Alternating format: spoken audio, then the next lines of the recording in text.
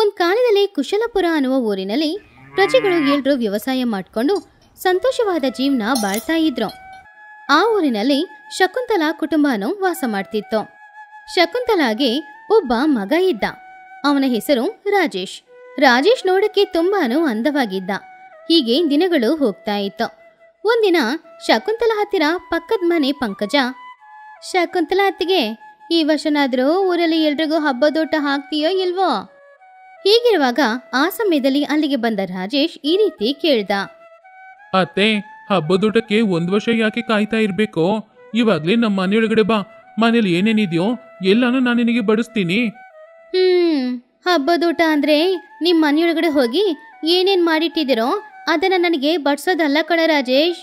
ನಿನಗೆ ಮದ್ವೆ ಮಾಡುವಾಗ ಊರಿನವರು ಎಲ್ರಿಗೂ ಊಟ ಹಾಕ್ತಾರೆ ಅಲ್ವಾ, ಅದನ್ನ ಹೇಳ್ದೆ. ನೀನು ಇಷ್ಟು ಅಮಾಯಕನಾಗಿದ್ರೆ ಹೇಗೆ? ನಾಳೆ ಮದ್ವೆ ಮಾಡ್ಕೊಂಡು ಹೆಂಡತಿ ಜೊತೆ ಜೀವನ ಹೇಗ್ ಬಾಳ್ತೀಯೋ ಏನೋ. ಅದನ್ನು ಕೇಳಿದ ರಾಜೇಶ್ ನಾಚಿಕೆ ಪಟ್ಟು ನಗುತ್ತಾ ಅಲ್ಲಿಂದ ಹೋದ. ಆವಾಗ ಶಕುಂತಲಾ ಪಂಕಜ ಹತ್ರ, ಇಲ್ಲಿ ನೋಡು ಪಂಕಜ, ನಾನು ನನ್ನ ಮಗನಿಗೋಸ್ಕರ ಒಂದು ಒಳ್ಳೆ ಹುಡುಗಿನ ಹುಡುಕ್ತಾನೆ ಇದ್ದೀನಿ. ನಮ್ಮ ಆಸ್ತಿ ಅಂತಸ್ತಿಗೆ ತಕ್ಕಂಗೆ ಒಬ್ಳು ಹುಡುಗಿ ಬೇಕಲ್ವಾ? ಎಷ್ಟೇ ಹುಡುಕಿದ್ರು ಕೂಡ ಅಂತ ಒಬ್ಳು ಹುಡುಗಿ ನನ್ನ ಮನೆಗೆ ಸಿಗ್ತಾನೆ ಇಲ್ವಲ್ಲ. ಇಲ್ಲಿ ನೋಡತ್ಗೆ 7 ಸಮುದ್ರವನ್ನ ದಾಟಿದವನು ಚಿಕ್ಕ ಕಾಲುವೆ ನೀರಲ್ಲಿ ಹೊಡ್ಕೊಂಡು ಹೋದಂತೆ. ಆ ರೀತಿ ನೀನು ಎಲ್ಲೆಲ್ಲೋ ಸಂಬಂಧಗಳನ್ನ ಹುಡುಕ್ತಾ ಇದೀಯ. ನೀನು ಬೇಗ ಅವನಿಗೆ ಮದುವೆ ಮಾಡಿಲ್ಲ ಅಂದ್ರೆ ನಿನ್ ಮಗ ನೋಡಕ್ಕೆ ಅಂದವಾಗಿದ್ದಾನೆ ಅಲ್ವಾ? ಯಾವಳಾದ್ರೂ ಒಬ್ಳು ಹುಡುಗಿ ಇಷ್ಟಪಟ್ರೆ ಆಮೇಲೆ ಅವಳ ಕೈ ಹಿಡ್ಕೊಂಡು ಬಂದು ಮನೆ ಮುಂದ್ಗಡೆ ನಿಲ್ತಾನೆ. ಇಲ್ಲಿ ನೋಡು ಪಂಕಜ, ನನ್ನ ಮಗನಿಗೆ ಸರಿಯಾದ ಜೋಡಿನ ನಾನು ಕರ್ಕೊಂಡು ಬಂದೇ ಬರ್ತೀನಿ. ಅಲ್ಲಿವರೆಗೂ ನನ್ನ ಮಗ ಯಾವುದೇ ಕೆಟ್ಟ ಕೆಲಸನೂ ಮಾಡಲ್ಲ ಅನ್ನುವ ನಂಬಿಕೆ ನನಗೆ ಅವನ ಮೇಲೆ ಇದೆ. ನೀನು ನನ್ನ ಮಗನ ಬಗ್ಗೆನೂ ನನ್ನ ಕುಟುಂಬದ ಬಗ್ಗೆನೂ ಆಲೋಚನೆ ಮಾಡೋದಕ್ಕಿಂತ ಮುಂಚೆ ಮೊದಲು ನಿನ್ನ ಕುಟುಂಬದ ಬಗ್ಗೆ ಯೋಚನೆ ಮಾಡ್ಕೊ. ಹಾಗಂತ ಸ್ವಲ್ಪ ಕಠಿಣವಾಗಿ ಮಾತಾಡಿ ಶಕುಂತಲಾ ಅಲ್ಲಿಂದ ಹೋದ್ರು. ಆವಾಗ ಪಂಕಜ ಈ ರೀತಿ ಅಂದ್ಕೊಂಡ್ಲು, ಈ ಶಕುಂತಲಾಗೆ ಕೋಪ ಜಾಸ್ತಿ. ಒಂದ್ ಮಾತು ನಾವು ಹೇಳ್ಬಾರ್ದು, ತಕ್ಷಣ ಅದಕ್ಕೆ ಒಂದು ಉತ್ತರನ ಕೊಟ್ಬಿಡ್ತಾರೆ. ಇಂಥ ಅತ್ತೆಗೆ ಎಂಥ ಸೊಸೆ ಬರ್ತಾಳೋ ಏನೋ. ಹಾಗಂತ ಅಂದ್ಕೊಂಡು ಪಂಕಜ ಅಲ್ಲಿಂದ ಹೋದ್ಲು. ದಿನಗಳು ಹೋಗ್ತಾ ಇತ್ತು.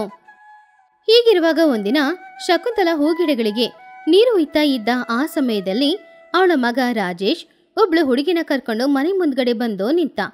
ಅವನನ್ನ ನೋಡಿ, ಏನೋ ರಾಜೇಶ್ ಇದು? ಯಾರೀ ಹುಡುಗಿ?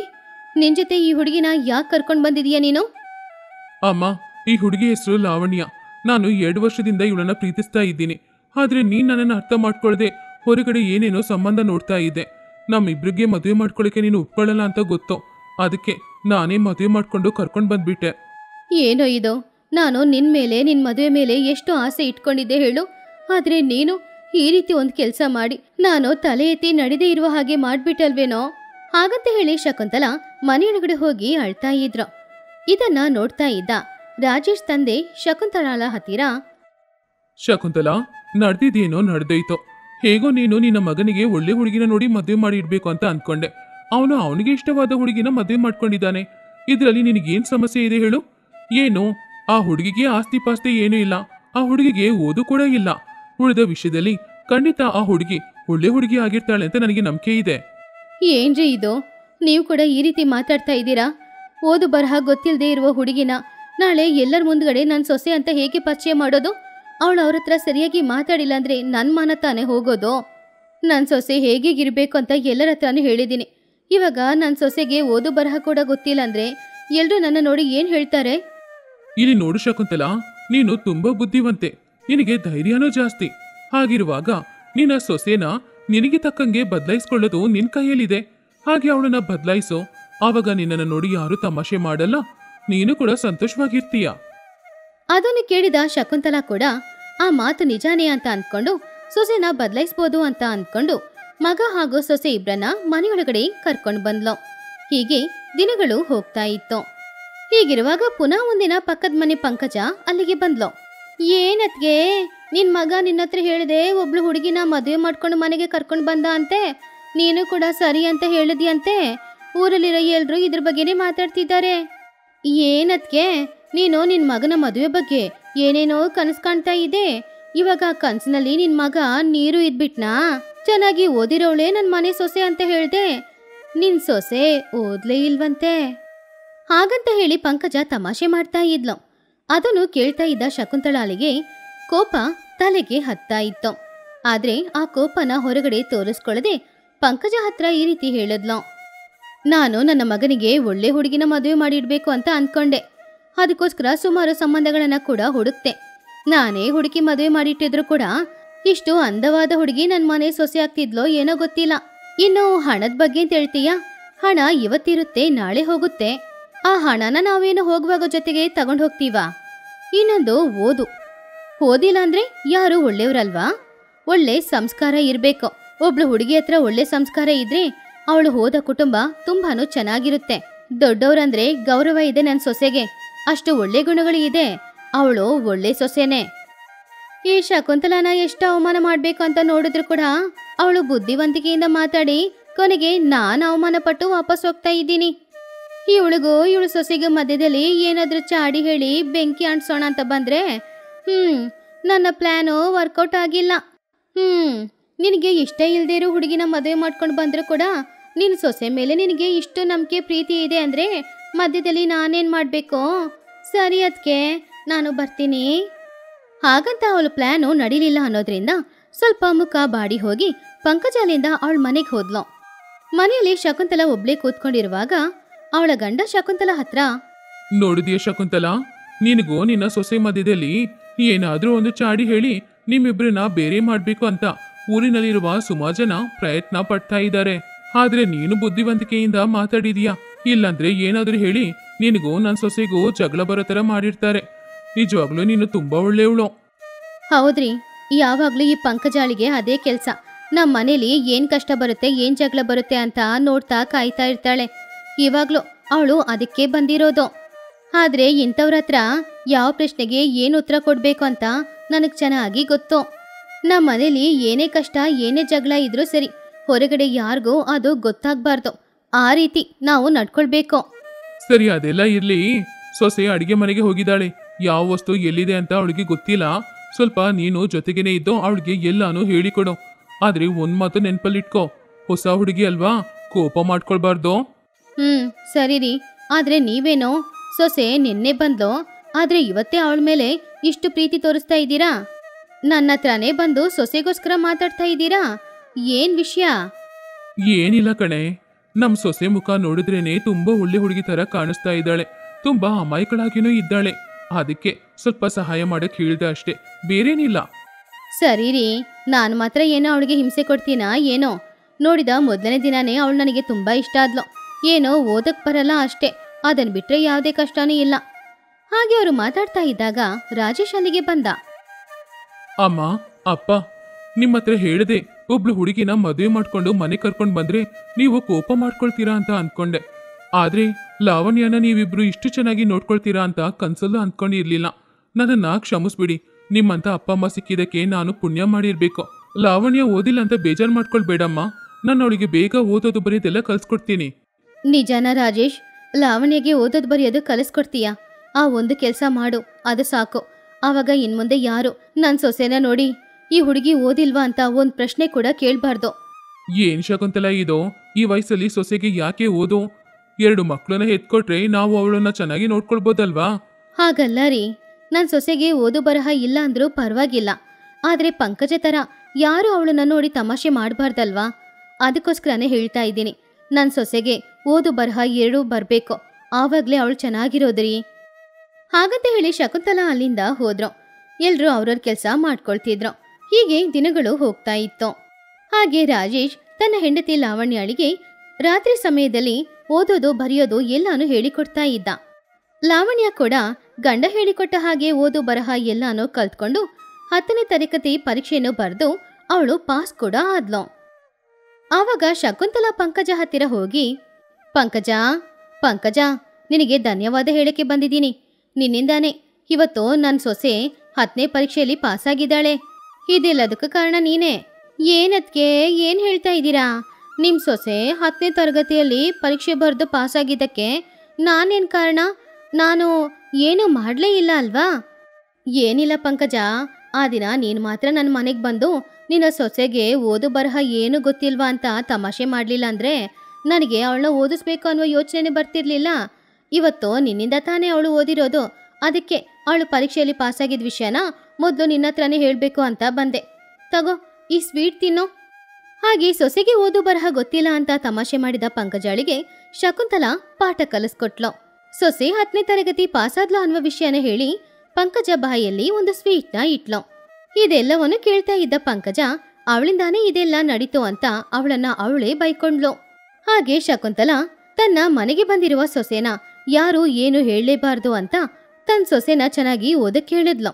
ಹಾಗೆ ಅವರ ಮಧ್ಯದಲ್ಲಿ ಏನೇ ಜಗಳ ಇದ್ರೂ ಏನೇ ಕಷ್ಟ ಇದ್ರೂ ಅದನ್ನ ಹೊರಗಡೆ ಇರೋರ ಹತ್ರ ಮಾತ್ರ ಹೇಳಲ್ಲ. ಯಾರನ್ನು ಹೊರಗಡೆ ಇರೋರ ಹತ್ರ ಅವರು ಬಿಟ್ಕೊಡೋದು ಕೂಡ ಇಲ್ಲ. ಹಾಗೆ ಅವರ ಕುಟುಂಬ ಆ ಊರಿನಲ್ಲಿ ತುಂಬಾ ಚೆನ್ನಾಗಿ ಬಾಳ್ತಾ ಇತ್ತು. ಅದೊಂದು ಚಿಕ್ಕ ಹಳ್ಳಿ. ಅಲ್ಲಿ ಎಲ್ಲ ಮನೆಗಳು ಚಿಕ್ಕ ಚಿಕ್ಕ ಗುಡಿಸಲುಗಳು ಮಾತ್ರ. ಅಲ್ಲಿ ಕೆಲವು ಮನೆಗಳಲ್ಲಿ ಮಾತ್ರ ರೇಡಿಯೋ ಟಿವಿ ಎಲ್ಲಾನು ಇತ್ತು. ಸಂಜೆ ಸಮಯ ಕರೆಂಟ್ ಇಲ್ಲದೆ ಎಲ್ರೂ ದೀಪನ ಇಟ್ಕೊಳ್ತಿದ್ರು. ಆ ಊರಿನಲ್ಲಿ ರಾಮಯ್ಯ ಅನ್ನುವ ಒಬ್ಬ ದೊಡ್ಡ ಶ್ರೀಮಂತರು ಇದ್ರು. ಅವ್ರಿಗೆ ಸುಮಾರು ಹೊಲಗಳು, ಹಸುಗಳು, ದೊಡ್ಡ ಮನೇನೂ ಇತ್ತು. ಅವ್ರಿಗೆ ಒಬ್ಳು ಮಗಳು ಲಕ್ಷ್ಮಿ. ಆಸ್ತಿ ಎಲ್ಲಾನು ಅವಳ ಹೆಸರಲ್ಲಿ ಇರೋದ್ರಿಂದ ಸುಮಾರು ಜನ ಅವಳನ್ನ ಮದುವೆ ಮಾಡ್ಬೇಕು ಅಂತ ಕನಸು ಕಾಣ್ತಾ ಇದ್ರು. ಅವರಲ್ಲಿ ಒಬ್ನೇ ಸೀನು. ಅವನು ಓದಿರೋ ಹುಡುಗ ಅಂದ್ರೂ ಕೂಡ ಕಷ್ಟಪಟ್ಟು ದುಡಿಯೋದ್ರಲ್ಲಿ ಅವನಿಗಿಷ್ಟ ಇಲ್ಲ. ಸುಲಭವಾಗಿ ಹಣ ಸಂಪಾದನೆ ಮಾಡ್ಬೇಕು ಅಂತ ಅನ್ಕೊಳ್ಳೋನು.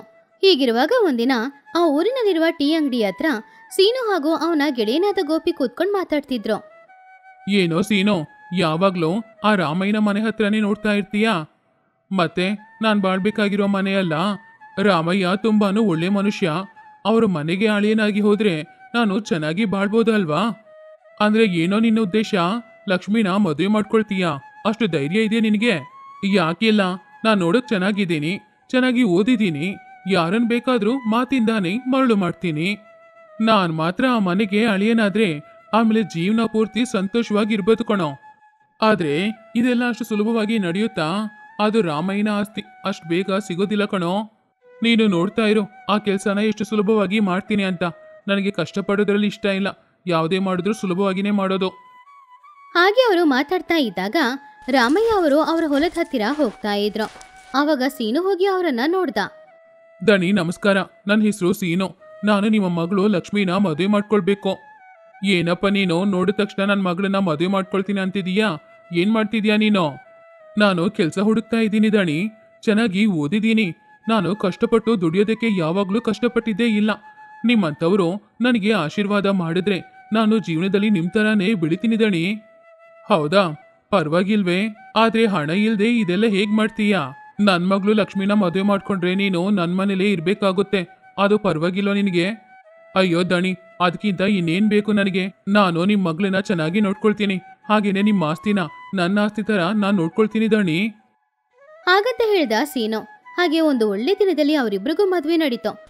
ಹಾಗೆ ಲಕ್ಷ್ಮಿನ ಮದುವೆ ಮಾಡ್ಕೊಂಡು ಅವನು ರಾಮಯ್ಯನ ಮನೆಯಲ್ಲಿ ಮನೆ ಅಳಿಯನಾದ. ಆ ದಿನದಿಂದ ಆ ಮನೆಯನ್ನ ಅವನ ಸ್ವಂತ ಮನೆ ತರ ಅಂದ್ಕೊಳ್ತಿದ್ದ. ಲಕ್ಷ್ಮಿ, ಈ ಮನೆ ಎಷ್ಟು ಚೆನ್ನಾಗಿದೆ ಅಲ್ವಾ? ಈ ಆಸ್ತಿಗಳೆಲ್ಲ ಇನ್ಮುಂದೆ ನಮಗೆ ಸ್ವಂತ. ನನಗೆ ಹೇಗ್ ಅನ್ಸುತ್ತೋ ಹಾಗೆಲ್ಲ ಇದನ್ನ ಖರ್ಚು ಮಾಡ್ತೀನಿ. ಏನ್ ಮಾತಾಡ್ತಾ ಇದ್ದೀರಾ ನೀವು? ಈ ಆಸ್ತಿನ ನಮ್ಮಪ್ಪ ತುಂಬಾನೇ ಕಷ್ಟಪಟ್ಟು ದುಡಿದು ಸಂಪಾದನೆ ಮಾಡಿದ್ದು. ಇದನ್ನ ಸರಿಯಾಗಿ ಉಪಯೋಗ ಮಾಡ್ಕೊಳ್ಬೇಕು ನಾವು. ಅರೆ, ಈ ಆಸ್ತಿ ಎಲ್ಲ ನಿನಗ್ ಸ್ವಂತ ಅಂದ್ರೆ ನನಗೂ ಸ್ವಂತ ತಾನೆ? ಯಾಕಂದ್ರೆ ನಾನ್ ನಿನ್ ಗಂಡ ಅಲ್ವಾ? ಈ ಆಸ್ತಿಗಳನ್ನ ಇಟ್ಕೊಂಡು ಒಂದು ಹೊಸ ವ್ಯಾಪಾರ ಶುರು ಮಾಡ್ಬೇಕು ಅಂತ ಅನ್ಕೊಂಡಿದ್ದೀನಿ. ಹಾಗಲ್ಲ ಸೀನು, ನೀನು ಈ ಮನೆಗೆ ಅಳಿಯನಾದ್ಮೇಲೆ ನಿನಗೆ ಜವಾಬ್ದಾರಿಗಳು ಹೆಚ್ಚಾಗಿದೆ. ಈ ಆಸ್ತಿನ ಜೋಪಾನವಾಗಿ ನೋಡಿಟ್ಕೊಂಡು ನಮ್ಮ ಮಕ್ಕಳಿಗೆ ನೀನೇ ಕೊಡ್ಬೇಕಾಗುತ್ತೆ. ನೀನ್ ಹೇಳಿದ್ದು ನಿಜಾನೇ, ಆದ್ರೆ ಈ ಆಸ್ತಿನ ಇನ್ನು 2 ಪಟ್ಟು ಮಾಡ್ಬೇಕಲ್ವಾ? ಅದಕ್ಕೆ ವ್ಯಾಪಾರ ಶುರು ಮಾಡ್ಬೇಕಂತಿದ್ದೀನಿ.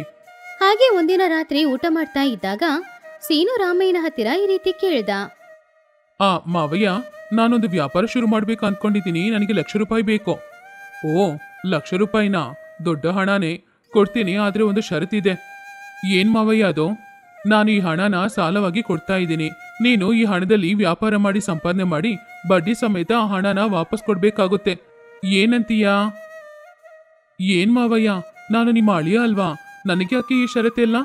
ಇಲ್ಲಿ ನೋಡಿ ಅಳಿಯಂದ್ರೆ, ಹಣ ಅಂದ್ಮೇಲೆ ಅಳಿಯನಾದ್ರೂ ಮಾವಯ್ಯನಾದ್ರೂ ಹಣ ಹಣನೇ. ಈ ರೀತಿ ಹೇಳಿದ್ರೇನೆ ನೀನು ಜೋಪಾನವಾಗಿ ವ್ಯಾಪಾರ ಮಾಡಿ ಹಣ ಸಂಪಾದನೆ ಮಾಡ್ತೀಯ. ಅದಕ್ಕೆ ಹೇಳ್ತಾ ಇದ್ದೀನಿ. ಸರಿ ಮಾವಯ್ಯ, ಒಪ್ಕೊಳ್ತಾ ಇದ್ದೀನಿ. ವ್ಯಾಪಾರದಲ್ಲಿ ಹಣ ಹೇಗೂ ಸಿಗುತ್ತೆ. ನಿಮ್ಮ ಹಣನ ನಿಮಗೆ ವಾಪಸ್ ಕೊಡ್ತೀನಿ. ಹಾಗೆ ಒಂದು ಒಳ್ಳೆ ದಿನಾನ ನೋಡಿ ಸೀನು ವ್ಯಾಪಾರನ ಶುರು ಮಾಡ್ದ. ಆದ್ರೆ ವ್ಯಾಪಾರ ಸರಿಯಾಗಿ ನಡಿಲೇ ಇಲ್ಲ.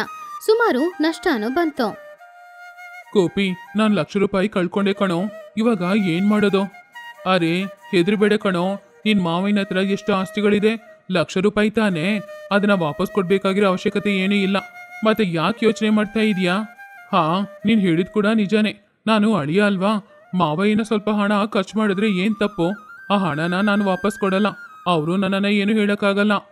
ಹಾಗಂತ ಸೀನು ಮನೆಗ್ ಬಂದು ರಾಮಯ್ಯನ ಹತ್ತಿರ ಮಾತಾಡಕ್ಕೆ ಯಾಕೋ ಸ್ವಲ್ಪ ಹೆದರ್ತಾನೆ ಇದ್ದ. ಆವಾಗ್ಲೇ ರಾಮಯ್ಯ ಬಂದು ಸೀನು ಹತ್ರ ಮಾತಾಡಿದ್ರು. ಏನ್ ಸೀನೋ, ವ್ಯಾಪಾರದಲ್ಲಿ ನಷ್ಟ ಆಯ್ತು ಅಂತೆ? ಹಾಗಾದ್ರೆ ಆ ₹1,00,000 ಕತೆ ಏನೋ? ಮಾವಯ್ಯ, ನನಗೇನ್ ನಷ್ಟ ಆಯ್ತು? ಆ ಹಣನ ನನ್ನಿಂದ ವಾಪಸ್ ಕೊಡಕ್ಕಾಗಲ್ಲ. ನಾನು ಬಡವ, ಏನ್ ಮಾಡಕ್ಕಾಗುತ್ತೆ? ಹಾಗಾದ್ರೆ ಈ ಮನೇಲಿ ನಿನಗೆ ಜಾಗ ಇಲ್ಲ? ಮಾವಯ್ಯ, ನಾನು ನಿಮ್ಮ ಅಳಿಯ, ಮನೆ ಬಿಟ್ಟು ನನ್ನನ್ನು ಹೋಗಕ್ ಕೇಳ್ತಿದ್ದೀರಾ? ನಿನಗೆ ನನ್ನ ಅಳಿಯನಾಗಿರೋದಕ್ಕೆ ಅರ್ಹತೆ ಇಲ್ಲ. ನಿನಗೆ ಹಣದ ಮೇಲೆ ಆಸೆ ಬಂತು, ಅದಕ್ಕೆ ವ್ಯಾಪಾರ ಶುರು ಮಾಡ್ಬೇಕು ಅಂತ ಅನ್ಕೊಂಡಿದ್ಯಾ. ಇವಾಗ ಎಲ್ಲಾನು ನಷ್ಟ ಆಯ್ತು. ಯಾಕಂದ್ರೆ ಕಷ್ಟಪಡುವ ಗುಣ ನಿನ್ನ ಹತ್ರ ಇಲ್ಲ. ನಾನ್ ನಿನಗೆ ಹಣ ಕೊಟ್ಟಿದ್ದು ನೀನು ಎಂತವನು ಅಂತ ತಿಳ್ಕೊಳ್ಳೋದಕ್ಕೋಸ್ಕರ. ನನ್ನ ಆಸ್ತಿ ಮೇಲೆ ನಿನಗೆ ಆಸೆ ಇದೆ, ಆದ್ರೆ ಕಷ್ಟಪಟ್ಟು ದುಡಿಯೋ ಗುಣನೇ ನಿನ್ನ ಹತ್ರ ಇಲ್ಲ. ನೀನು ಕಷ್ಟಪಟ್ಟು ದುಡಿದ್ರೇನೆ ಹಣದ ಬೆಲೆ ಗೊತ್ತಾಗೋದು, ನನ್ನ ಆಸ್ತಿ ಬೆಲೆನೂ ಗೊತ್ತಾಗೋದು. ಆದ್ರಿಂದ ನಾನು ಹೇಳ್ತಾ ಇದ್ದೀನಿ, ಇನ್ ಮುಂದೆ ಈ ಮನೆಯಲ್ಲಿ ನಿನಗೆ ಜಾಗ ಇಲ್ಲ. ಅಪ್ಪ, ನಿಮ್ ನಿರ್ಧಾರ ಅದು ಅಂದ್ರೆ ನಾನು ಕೂಡ ಸೀನು ಜೊತೆನೆ ಹೋಗ್ತೀನಿ. ಹಾಗಂತ ಹೇಳಿ ಸೀನು ಲಕ್ಷ್ಮಿ ಇಬ್ರು ಮನೆ ಬಿಟ್ಟು ಹೋಗಿ ಒಂದು ಚಿಕ್ಕ ಹಳ್ಳಿಯಲ್ಲಿ ವಾಸ ಮಾಡಕ್ಕೆ ಶುರು ಮಾಡಿದ್ರು. ಲಕ್ಷ್ಮಿ, ನನ್ನನ್ನ ಕ್ಷಮಿಸ್ಬಿಡು.